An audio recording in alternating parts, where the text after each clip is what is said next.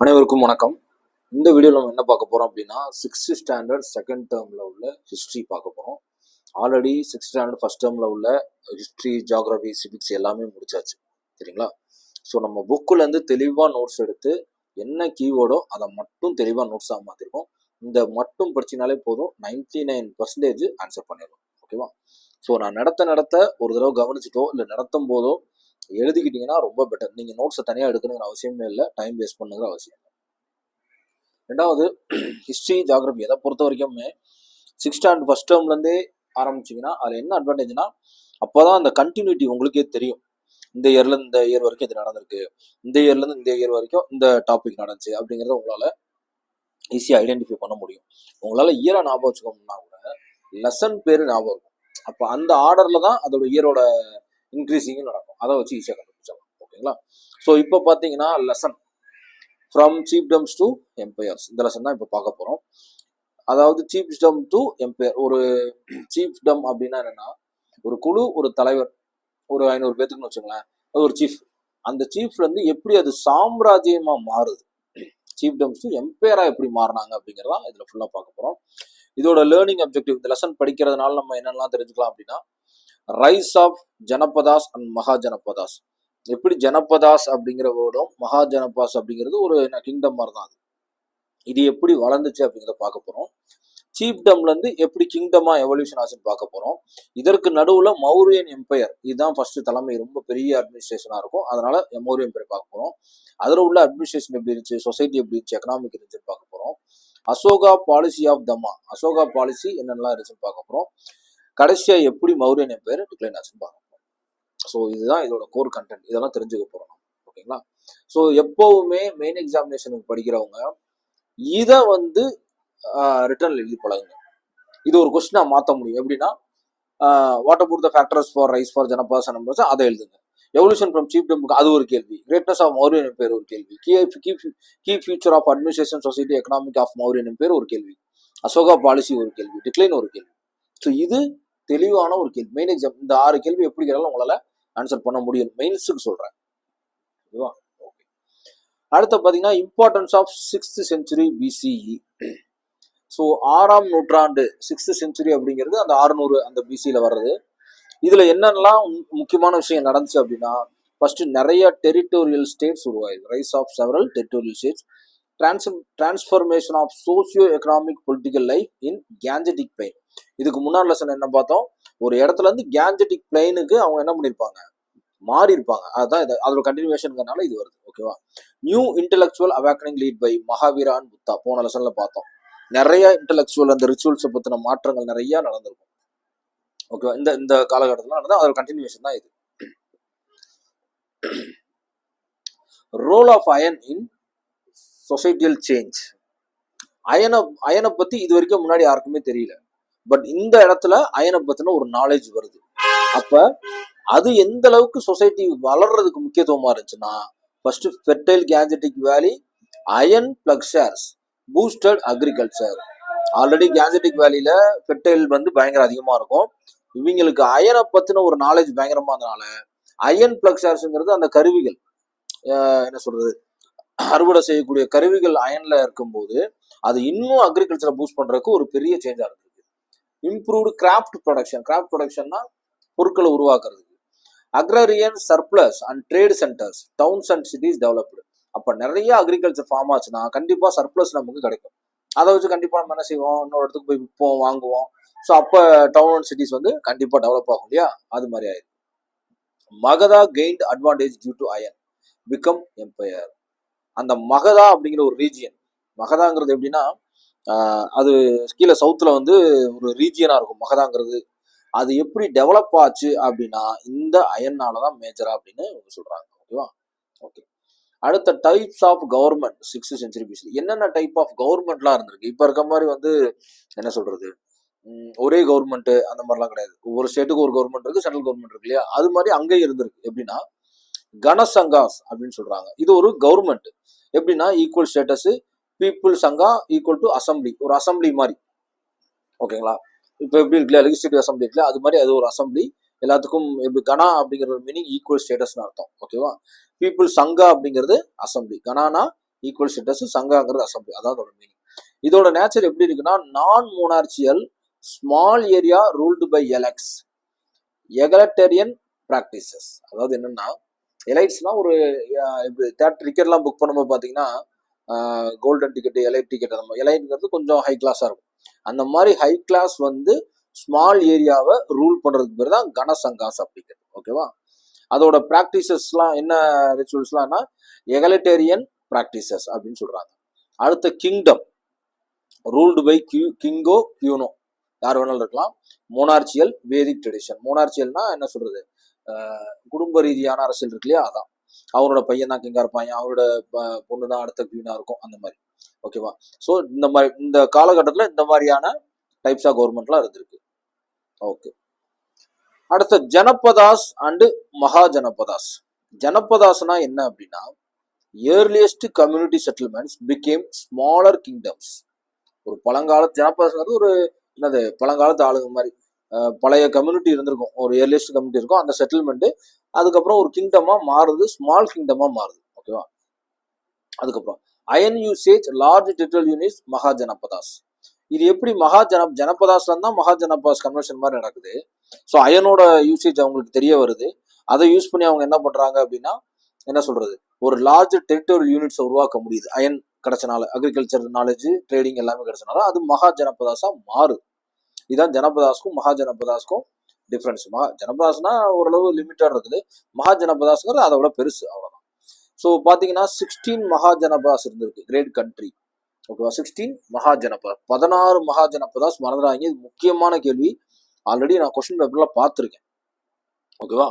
So 16 விதமான மகா ஜனபதாஸ் இருக்கு. அதெல்லாம் என்னன்னு பார்த்தீங்கன்னா, குரு, பாஞ்சலா, அங்கா, மகதா. மகதா இந்த இடம் தான் ரொம்ப இம்பார்ட்டன்ட். மகதா, வாஜி, மல்லா, காசி, கோசலா, அவந்தி, சேடி, வட்சா, மச்சா, சுரசேனா, அசகா, காந்தாரா, கம்போஜா. காந்தாரான்னு ஒரு மூவி வந்துச்சுல்ல, அதெல்லாம் மேபி இதை பேஸ் பண்ணி வந்திருக்கலாம். அந்த லொக்கேஷன்ல காந்தாரெல்லாம் அந்த கேரளாவா அந்த இதுல இருந்திருக்கலாம். ஓகேவா? 16 விதமான மகாஜனபாஸ் இருக்கு. ஓகேவா? ஓகே. அதுல பாத்தீங்கன்னா 4 மகாஜனபாஸ் ரொம்ப முக்கியமானதா பார்க்கப்படுது. அதுல ஃபர்ஸ்ட் பாத்தீங்கன்னா மகதா தான். மகதா, அவந்தி, கோசலா, வட்சா, இது 4 ரொம்ப இம்பார்ட்டன்ட். இந்த 16ஐயும் படிக்கணும்னா கூட 14ஐயும் படிச்சிருங்க, டஃபா கேட்கணும் இதுல இருந்து கேட்டுருவாங்க. இந்த 4 கண்டிப்பா படிச்சிருங்க. மகதா வந்து பீகார் பக்கத்துலையும், அவதி வந்து உஜ்ஜைன்லையும், கோசா வந்து ஈஸ்டர்ன் உத்தரப்பிரதேஷ்லையும், வட்சா வந்து கௌசாம்பி அலகாபாத்லையும் இருக்கு. லொக்கேஷன் ரொம்ப முக்கியம். மகதா வந்து பீகார். பீகார்னா எங்க இருக்கு, நார்த்ல மேல கொஞ்சம் ரைட் சைட்ல நினைக்கிறேன், பார்த்துக்கலாம் மேப்ல. எப்பவுமே நான் சொன்ன மாதிரி ஒரு மேப்பை வச்சுக்கிட்டு என்ன லொக்கேஷன் வந்தாலும் உடனே மேப்ல விஷுவலா பாருங்க, அது ரொம்ப யூஸ்ஃபுல்லா இருக்கும். So Magadha emerges the strongest empire. ஏற்கனவே சொன்னாலும் மகதா தான் ஃபர்ஸ்ட் நிற்குது. Okay. Causes for the rise of Magadha. ஏன் மகதா மட்டும் இத்தனை எம்பையர் இருக்கு, இத்தனை என்ன சொல்றது, மேஜர் இது இருக்கு, அப்போ மகதா மட்டும் எப்படி ஆச்சு அப்படின்னா, ஃபெர்டைல் கேஞ்சரிக் பிளைன், அக்ரிகல்ச்சர் சர்ப்ளஸ், இது முக்கிய காரணம். Tense forest, timber and elephants.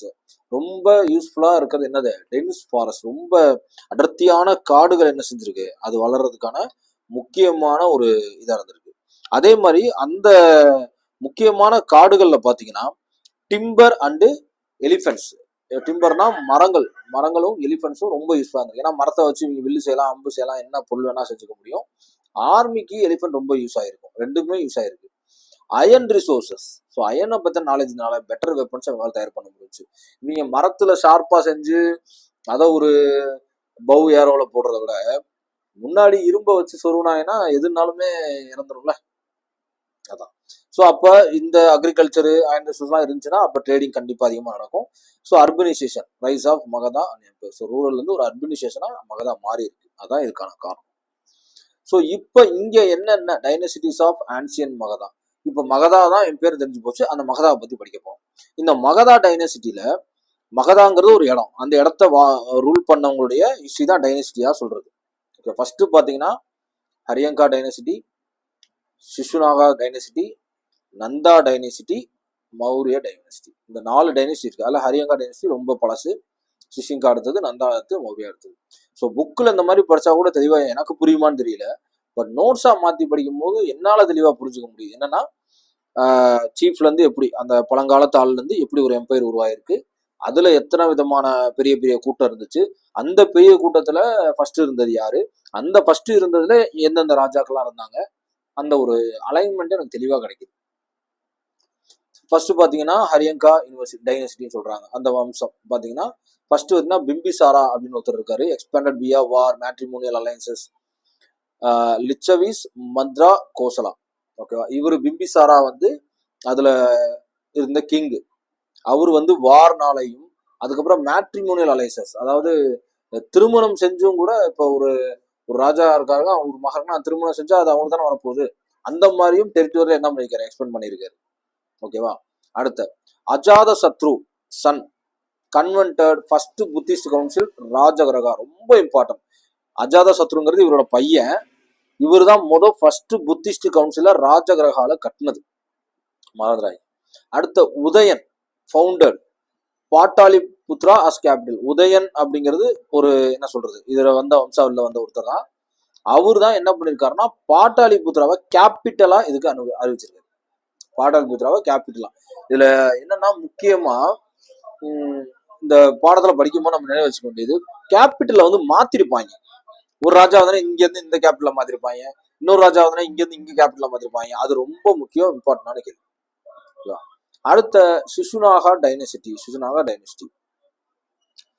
சக்சசீட் Haryanka.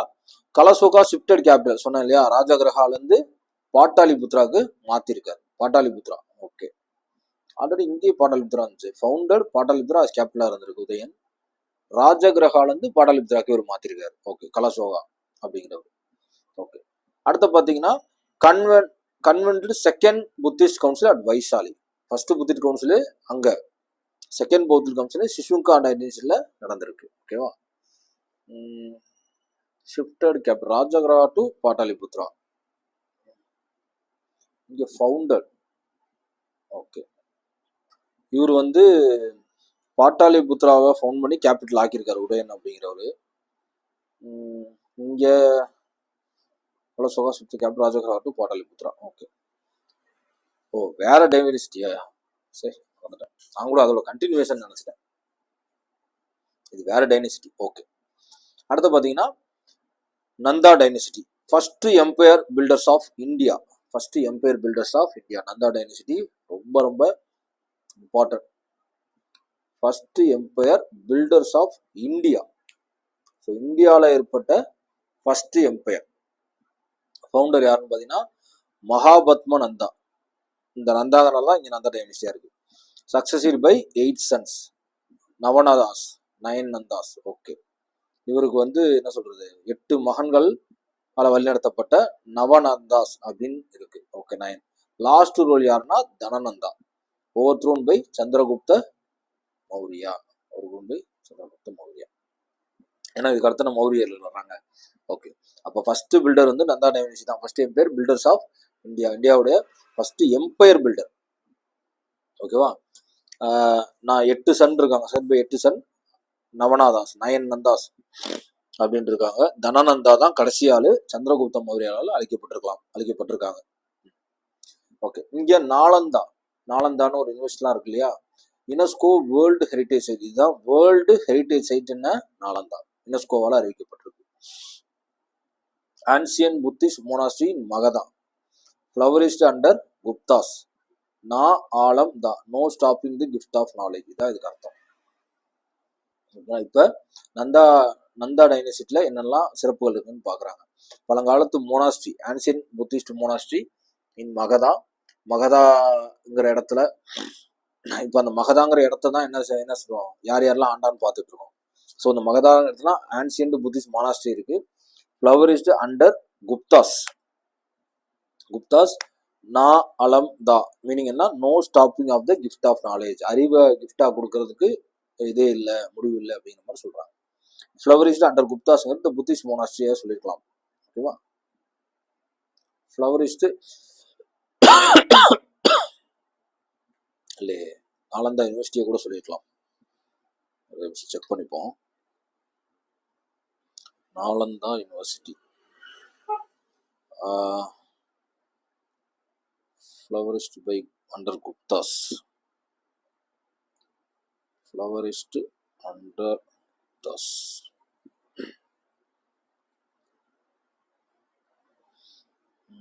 Guptas arts and golden age of India.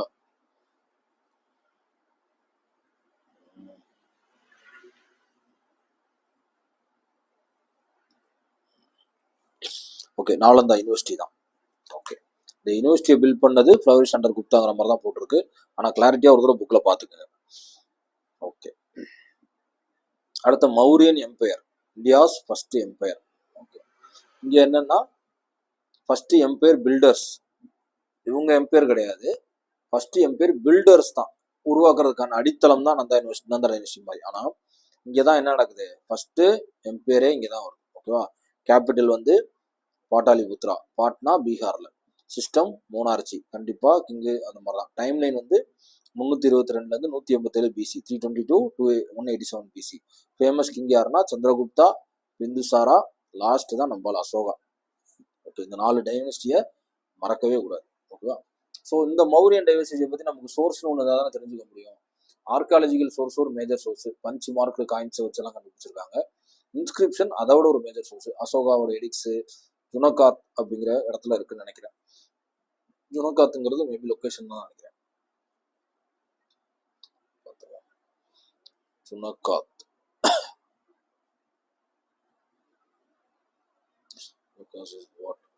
Location தான், சிட்டி. அசோகா எடிக்ஸ் இந்த இடத்துல எடுக்கப்பட்டிருக்கு. செகுலர் லிட்ரேச்சர் எழுதினவங்க எழுதியிருப்பாங்க இல்லையா, அர்த்த சாஸ்திரா, முத்ர ரக்ஷா, மமுல்நாஸ் போயம், அகரானூறு, விஷாக டாட்டா, கௌசல்யா, இதெல்லாம் எழுதியிருக்காங்க. ஓகே, ரிலீஜியஸ் டெக்ஸ்டும் ரொம்ப முக்கியமானது, Jain and Buddhist text, Puranas, இதுலேயும் மென்ஷன் பண்ணியிருக்காங்க. ஃபாரின் அக்கௌண்ட்ஸ் இருக்கு, தீபவம்சா, மகாவம்சா, இண்டிகா, இதுலலாம் எழுதியிருக்காங்க. மெகஸ்தீனஸ் சொல்லவே தேவையில்ல, Greek ambassador to Chandragupta, stayed 14 years, இவரும் எழுதியிருக்காரு. ஸோ இதெல்லாம் தான் ஒரு மேஜர் சோர்ஸஸாக பார்க்கப்படுது. அடுத்த கிராண்டியர் ஆஃப் பாட்டாலிபுத்ரா எப்படின்னா, இந்த பாட்டாலிபுத்ரா தான் கேபிட்டல் இல்லையா, இங்கே பாட்டாலிபுத்ரா தான் நினைக்கிறேன். பாட்டாலிபுத்ரா தான். ஸோ இந்த பாட்டாலிபுத்ரா எப்படி இருந்துச்சுன்னா 64 கேட்ஸ், 64 கேட்டு சுற்றி இருந்திருக்கு, 570 வாட்ச் டவர்ஸ் இருந்திருக்கு, 570 வாட்ச் டவர், அந்த அளவு ஸ்ட்ராங்காக பில்ட் பண்ணியிருக்காங்க. அடுத்த இதில் பார்த்தீங்கன்னா சந்திரகுப்த மௌரியர் தான் first founder of Mauryan empire, guided by Jain பாங் Bhadrabahu, performed sallekhana fasting till death at Shravanabelagola, Karnataka. இவர் தான் முத சந்திரகுப்த மௌரியர் இருந்திருக்காரு. இவரை கைட் பண்ணது யாருன்னா ஒரு ஜெயின் மாங்க் துறவி, அவரு பேரு பத்ரபாகு. இவர் என்னன்னா உண்ணாவது எப்படி சொல்றாரு, சாப்பிடாம ஒரு உண்ணா நோன்பு இருந்து இறப்பாங்க இல்ல, அதை செஞ்சிருக்காரு. சல்லிகேனா, அது பேரு சல்லிகேனா டெக்னிக்கல் டேர்ம். எந்த இடத்துலன்னா ரவன் பெல்கோலா, கர்நாடகால இறந்திருக்காரு. அடுத்த பிந்துசாரா, இவரோட ரியல் நேம் வந்து சிம்ஹசேனா, கால்டு பை கிரீக்ஸ். ஓகேவா, இவரை கிரீக்ஸ் எல்லாம் எப்படி கூப்பிடுறாங்கன்னா Amitraghata, slayer of enemies, Amitraghata அப்படின்னு சொல்லி மற்ற கிரீக்ஸ் நாட்டுக்காரங்களாம் அழைக்கிறாங்க. இவருடைய கான்ட்ரிபியூஷன் பார்த்தீங்கன்னா எம்பையர் எக்ஸ்பேண்ட் பண்ணியிருக்காரு. Appointed Ashoka as governor of Ujjain. இவர் தான் அசோகாவை கவர்னர் ஆஃப் உஜ்ஜைனா என்ன சொல்றது, உஜ்ஜைன என்ன சொல்றது, அப்பாயின்ட் பண்ணது இவர் தான். யாரு, பிந்துசாரா. ஓகே, அடுத்த Ashoka, most famous Mauryan king.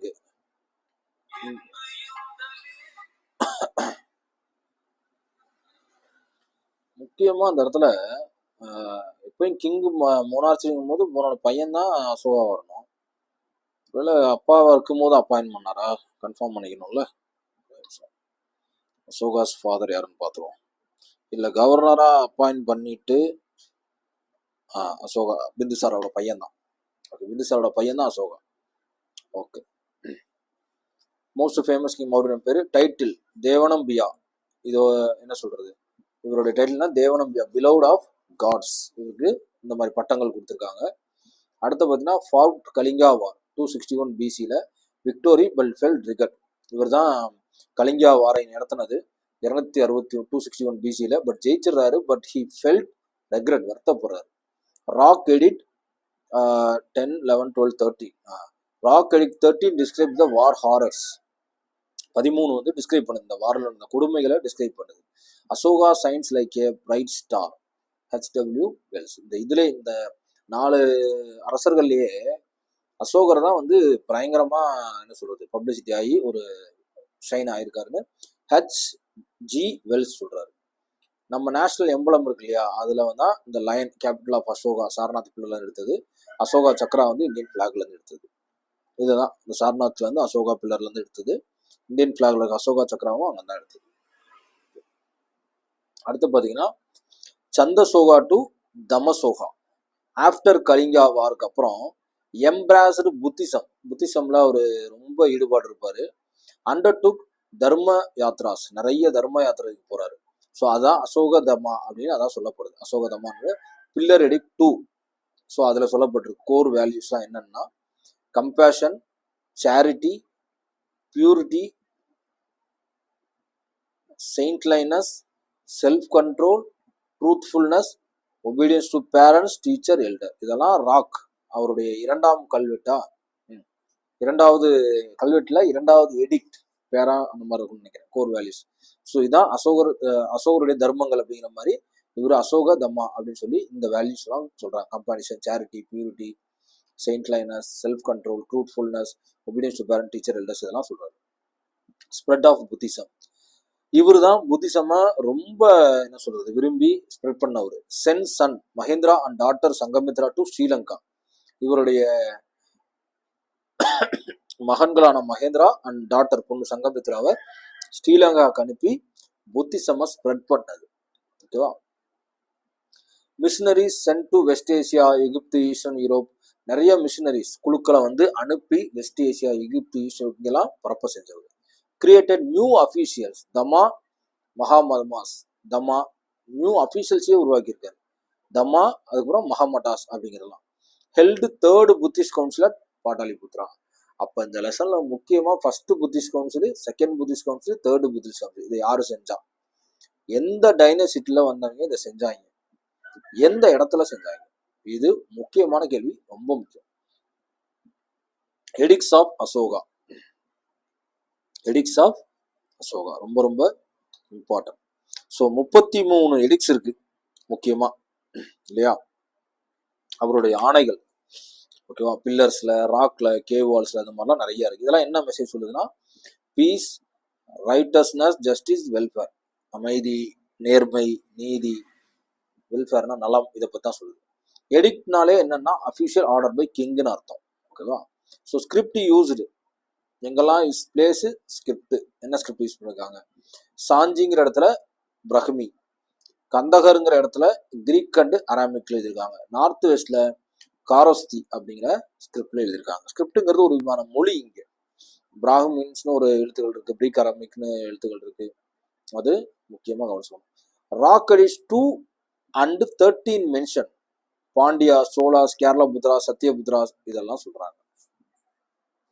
ராக்கடி 2லையும் 13 நம்ம நாட்டில் பத்தி பாண்டியன், சோழன் அப்படின்லாம் வாசிக்கிறோம் இல்லையா, அந்த ராஜாக்களை பத்தி இவங்க என்ன செஞ்சிருக்காங்க, இவங்க மென்ஷன் பண்ணியிருக்காங்க இந்த இடத்துல. ஓகேவா. ஓகே. அடுத்து இவங்களுடைய ரெவென்யூ சிஸ்டம் எப்படி இருந்துச்சு. மெயின் சோர்ஸ் லேண்ட் தான், டேக்ஸ் வாங்கியிருக்காங்க. பாலி, பஹா அப்படிங்கிறது லும்பினி இன்ஸ்கிரிப்ஷன்ல இருக்கு. பஹா அப்படிங்கிறது 1/6 ஆஃப் த ப்ரொடியூஸ் பண்றதுல 6ல் 1 மடங்கு டேக்ஸா வசூலிக்காங்க. அடிஷனல் இன்கம்னா என்னங்கன்னா ஃபாரஸ்ட், மைன்ஸ், சால்ட், இரிகேஷன் இதெல்லாம் அடிஷனல் இன்கம். எக்ஸ்பென்ஸ் செலவுன்னு பார்த்தீங்கன்னா ஆர்மி, அஃபீஷியல் சம்பளம், வெல்ஃபேர், பப்ளிக் ஒர்க்ஸ்லாம் செலவு பண்ணிக்கலாம். அஸ் யூஸ்வல் நம்ம இங்கே என்ன நடக்குதோ அதே தான் அங்கே இருந்தது. மௌரியன் அட்மினிஸ்ட்ரேஷன், அதோட அட்மினிஸ்ட்ரேஷன் எப்படி இருந்துச்சுன்னா சென்ட்ரல் அட்மினிஸ்ட்ரேஷனாக இருந்திருக்கு. கிங்கு தான் சுப்ரீம் ரூலராக இருந்திருக்காரு.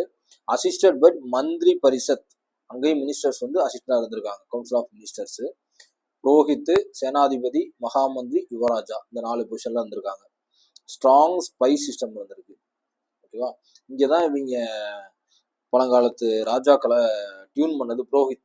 மொதல் அந்த மினிஸ்ட்ரியல்ல எப்படியாவது அந்த இவங்க இருப்பாங்க, யாரு, பிராமணாஸ் இருப்பாங்க. ஓகேவா? அடுத்த இவங்களோட ஜுடிஷியல் எப்படி இருந்துச்சுன்னா கிங்கு தான் ஹெட் ஆஃப் த ஜுடிஷியரி, பனிஷ்மெண்ட்லாம் ஹார்ஸாக இருந்திருக்கு. மிலிட்ரி எப்படி இருந்திருக்கு, கிங்கு தான் சுப்ரீம் கமாண்டரு, 30 மெம்பர் போர்டு இருந்திருக்கு, 6 கமிட்டி இருந்திருக்கு, 5 மெம்பர்ஸ் ஈச், 6 கமிட்டி இருந்திருக்கு. ஒவ்வொரு கமிட்டிலையும் 5 பேர். நேவி ஒரு committee, armoury, transport and supply, infantry, cavalry, war chariots, war elephants. இல்ல கால்நடையும் குதிரையும் வரும். ஓகேவா? அதான் சொல்றாங்க. இன்ஃபென்ட்ரினா என்னன்னு பார்த்துருவோம். இன்ஃபென்ட்ரி குதிரையா இல்லை கால்நடையான்னு பார்த்துருவோம். இன்ஃபென்ட்ரி தான் காலாட்படை, காவல்ட்ரி வந்து குதிரைப்படையா இருக்கலாம். ஓகேவா? அடுத்த முனிசிபல் அட்மினிஸ்ட்ரேஷன் எப்படி இருக்கு, cities and towns, 30 members 6 committee. இங்கேயும் கமிட்டி இருந்திருக்கு. அதில் 30 மெம்பரை கொண்ட 6 கமிட்டி. அப்போ இங்கேயும் 5 பேர் தான் நினைக்கிறேன். Town manager by Nagarika, assisted by Sthanika and Gopa. Sudarshana lake இங்க இருந்திருக்கு, வாட்டர் ரிசர்வேரா, started by Chandragupta, completed by Ashoka, mentioned in Junagadh கிருந்தர் இன்ஸ்கிரிப்ஷன் ஆஃப் ருத்ர. உங்களோட முனிசிபல் அட்மினிஸ்ட்ரேஷன் எப்படி இருந்திருக்கு, இங்கேயும் 6 கமிட்டி இருந்திருக்கு, 30 மெம்பரை கொண்ட கமிட்டி இருந்திருக்கு. டவுனை மேனேஜ் பண்ணதுக்கு பேர் நகரம் சொல்றோம் இல்லையா, அதான் நாகரிகா. Assisted by Thanika and Gopa, 2 பேரும் அசிஸ்ட் பண்ணியிருக்காங்க அந்த பொசிஷன்ல இருந்தவங்க. இங்க லேக்கெல்லாம் இருந்திருக்கு, சுதர்சனா லேக்குன்னு. இதை கண்டுபிடிச்ச, அதாவது உருவாக்குனவர் சந்திரகுப்தா, கம்ப்ளீட் வந்து அசோகா முடிச்சது. இது எதுல மென்ஷன் பண்ணப்பட்டிருக்குன்னா ஜுனாகர் கிருந்தர் இன்ஸ்கிரிப்ஷன்ல மென்ஷன் பண்ணப்பட்டிருக்கு. ஓகேவா? கரன்சி எல்லாம் எப்படி இருந்துச்சு, காயின் டைப்பு, அதோட மெட்டல், அதோட சிம்பிளா எப்படி இருந்துச்சுன்னா, பனாஸ்னு ஒரு காயின் டைப் இருந்திருக்கு சில்வர்ல, அதுல பீகாக்கு, ஹில் அண்ட் கிரிசன்ட் சிம்பிளா இருந்திருக்கு. மஷகாஸ் அப்படின்னு ஒன்று இருக்கு, அது காப்பர் மெட்டல், அதுல சிம்பிள் எதுவும் இல்லை. Government paid salaries in cash. Okay, பணமா தான் கொடுத்துருக்கு சம்பளத்தை. Mauryan art and architecture. Okay, type example. Indigenous art, Yaksha and Yaksha statues. Indigenous ஆர்ட்னு ஒன்று இருக்கு, அதில் எக்ஸா அண்ட் எக்ஸி ஸ்டாட்யூஸ், ஆண் பெண் நினைக்கிறேன். ராயல் ஆர்ட்னு ஒன்று இருக்கு, palace, public buildings, monolithic pillars, rock cut architecture, stupas, இதெல்லாம் அங்கெல்லாம் ராயல் ஆர்ட். இண்டோஜினியஸ் ஆர்ட்டுங்கிறது எப்படின்னா, ராயல் ஆர்ட்டுங்கிறது நமக்கு பேர்லேயே தெரியுது, ஒரு உயர்ந்த விதமான கலைகள், பேலஸ்ல, பப்ளிக் பில்டிங்ல இங்கெல்லாம் இருக்கப்பட்டிருக்கு. இண்டிஜினியஸ்ங்கிறது ஒருவேளை சின்ன சின்ன ஆர்ட்டாவோ இல்லை வந்து ஒரு நடுத்தர விதமான ஒரு டயக்ராமோ அப்படி இருந்திருக்கலாம். ஓகேவா? ஸோ அதுல ரொம்ப தெளிவாக இன்டர்ஜினியஸ் அப்படிங்கிறது பழங்குடியினர் அர்த்தம். இன்டர்ஜினியஸ் ராயல் ஆர்ட்டுங்கிறது என்ன சொல்றது, இவங்க இது பழங்குடியினர் வரைஞ்சா இருந்துச்சுன்னா ராயல் ஆர்ட்டுங்கிற ராஜாக்கள் அந்த மாதிரி இருந்திருக்கலாம் maybe. Yaksha and Yaksha statues. Okay,